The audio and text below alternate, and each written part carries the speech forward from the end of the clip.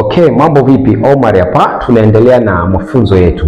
So leo tutaendelea kwenye part nyingine, season ya pili, na leo unapoanza biashara na tayari umeshajiandaa kuwa mfanya biashara, kumbuka kuweka nia na yakini juu ya hiyo biashara au kuweka kiapo kwenye hiyo biashara.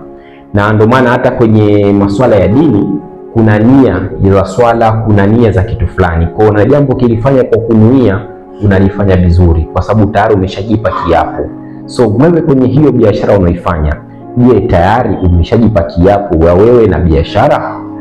Kwa sababu ukijipa kiapo utajisaidia wewe kuweza kuifanya biashara vizuri. Kwa mfano mimi nilipoanza biashara nilijipa nia na kiapo, nikasema mimi nitaifanya biashara kwa moyo mmoja, kwa nguvu zote na kwa bidii zote, na kwa hakika nitakifanyia kazi kile ambacho nitakuwa kuweza kukifanyia ili niweze kupata mafanikio kwenye hii biashara. Na nitafanya biashara kwa muda miaka 3 mpaka 5 serious bila kustop.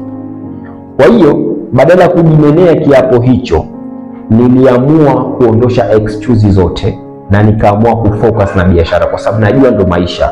Mambo hayatakwenda kama mserereko.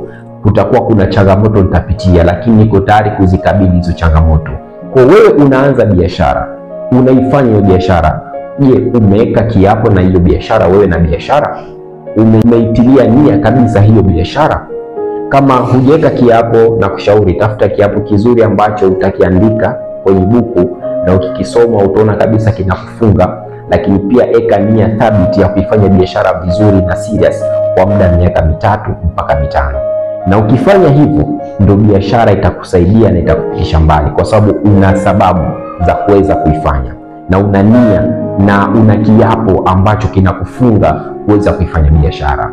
So kama hujaweka hiyo nia, jitahidi kuweka nia. Halafu connect malengo yako binafsi na malengo yako ya kibiashara, ya connect na biashara, kwa sababu ukiconnect malengo yako na ukiziweka zile sababu zako za kuifanya biashara, utaifanya biashara vizuri. Kwa sababu katika maisha mtu ambaye anafanya jambo bila sababu hawezi kulifanya vizuri. Kwa mfano tu tuchukulie mimi natafuta ada ya watoto wangu shule milioni 5, na nisipoipata watoto wanafukuza shule, na kuna rafiki yangu mwingine anatafuta milioni 5 awe nayo tu kama hakiba katika akaunti yake. Kwa mimi na yeye tutaitafuta milioni 5 kwa namna tofauti. Mimi naweza kukutana na changamoto na nisikate tamaa, naweza kukutana na mazila tofauti na nisikate tamaa, nikiendelea kupambana kuitafuta ile milioni 5. Lakini rafiki yangu anaweza kukata tamaa njiani, au anaweza akasimama nimeghairi kutimiza lile lengo, kwa sababu lengo lake halina sababu. Sasa na wewe unapofanya biashara ukiwa huna sababu ya kuifanya hiyo biashara, ni ngumu sana kuweza kufika mbali.